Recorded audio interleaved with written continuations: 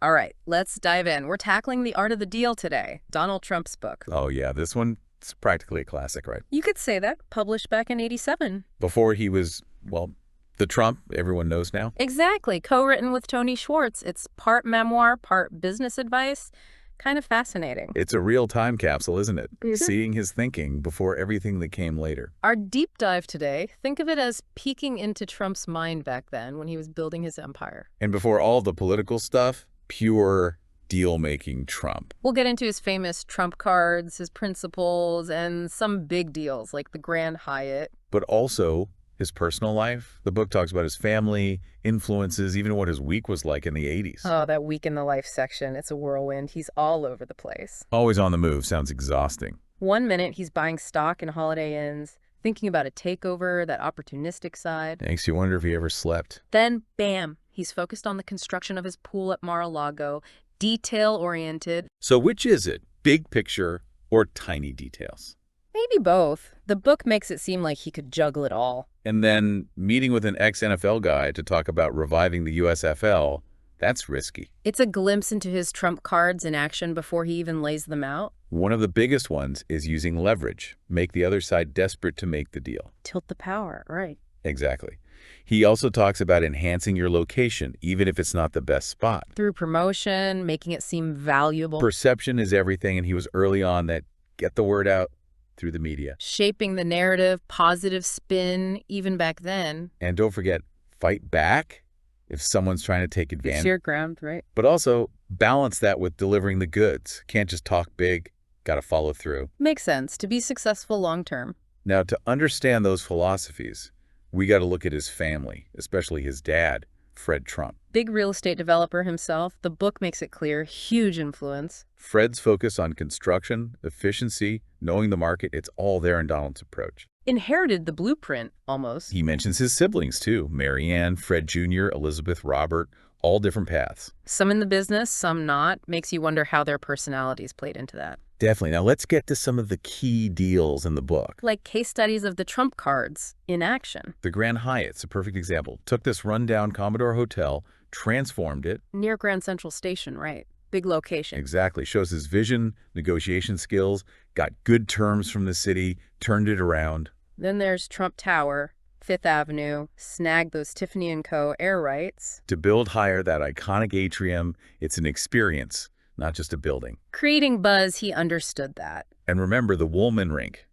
City couldn't fix it for years. Then Trump comes in under budget, ahead of schedule, very on brand. Problem solver. That was his image, and he used it. And those big ambitions, Television City on the West Side. Huge plans, didn't all work out, but it shows his thinking. Wanted the world's tallest building as part of it, always thinking big. Bold ideas, not afraid to stir things up. And we can't forget the USFL, the Football League, going up against the NFL. That's a wild story, battling Barron Hilton, ending up in court, big risk taker. So he used those Trump cards for some pretty impressive things. But what can the average person learn from this, even if we're not building skyscrapers? Good question. What are the takeaways? Leverage is huge.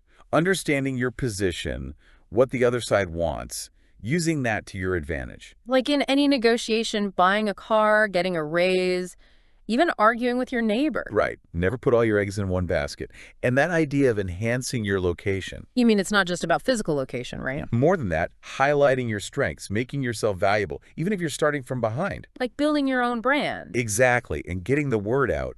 That's communication, crucial for anyone. Whether you're pitching a product or just trying to make a good impression. Absolutely. And sometimes you got to fight back, stand up for yourself, set boundaries. But do it strategically, not just getting angry. Right. Be assertive, protect your interests, but professionally. And at the end of the day, deliver the goods. All the talk means nothing without results. Reputation for quality, reliability. That's what matters long term. Now, reading this book, it's striking how Trump always presents himself as the hero. He rarely admits defeat, focuses on overcoming obstacles, winning. Part of his persona, that strength, but maybe a bit misleading. Makes you wonder, what's the other side of the story? What did the people he dealt with think?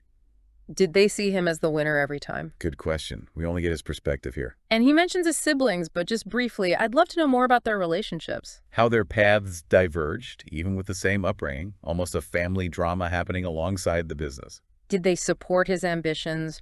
Were there rivalries? So much left unsaid. One thing that's clear, though, is his focus on thinking big, pushing boundaries. Those projects, most people wouldn't even attempt them. It's contagious, that belief. He challenges you to think bigger, too. Take risks. And he loves controversy, uses it to his advantage, getting attention, staying in the headlines. A strategy that worked, but also drew criticism. Some saw it as manipulative. Others might say, that's just Trump being authentic, speaking his mind. It's a fine line. And he even hints at politics. Mentions maybe running for president one day. Wow, knowing what we know now, that's almost foreshadowing. Did those deal-making experiences shape his political approach? Was it all just another negotiation to him? Something to think about. Did he see the art of the deal as a blueprint for life, not just business? We see that in how he promotes himself, manages his image, understands perception. Creating his own myth almost. Very powerful. It's a reminder, success isn't just what you do, it's how you present yourself. Now, as we go deeper, I'm struck by this tension, his ambition versus his need for control. Interesting. He wants the biggest, best projects, but also complete control over them. Like he thrives on pushing limits, but also needs to be the one calling the shots. That balancing act, it's throughout the book. Attention to detail, calculated negotiations. Did that same tension play out in his political career? Worth exploring. And as we wrap up this part, I think it's important to acknowledge What's that? that the art of the deal, it gives us insight into Trump, but also raises ethical questions. About authenticity, how far he's willing to go. It's a book that makes you think as much as it entertains. In the end, it's up to the reader to decide what they take from it, if his lessons fit their values. Good point. And we'll be back to explore more of those lessons and questions in the next part of our deep dive. It's not just physical location, though. It's more about, highlighting what makes you valuable, even if you're not in a prime spot, metaphorically. Exactly. Your personal brand, what makes you stand out, and Trump's thing about getting the word out. That's communication skills, right? Essential no matter what you do. Absolutely. Whether you're an entrepreneur or just trying to make a good impression, gotta tell your story. And sometimes maybe you need to fight back a little, not literally, but, Setting boundaries, not letting people walk all over you. That's important. assertiveness, but done professionally, strategically, not just losing your temper. Right. Balance is key, but protect your interests.